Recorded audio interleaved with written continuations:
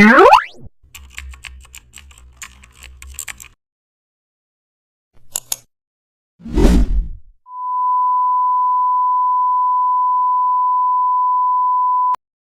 back to the channel, and don't forget to like, share and subscribe for more updates.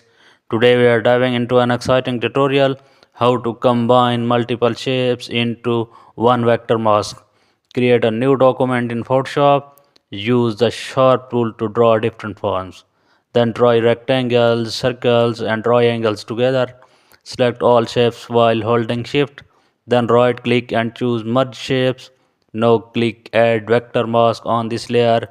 You will see all shapes blend under one mask. This allows perfect geometric control and design.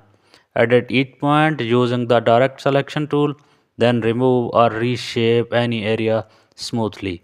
Now add a gradient or pattern fill for depth, then combine this with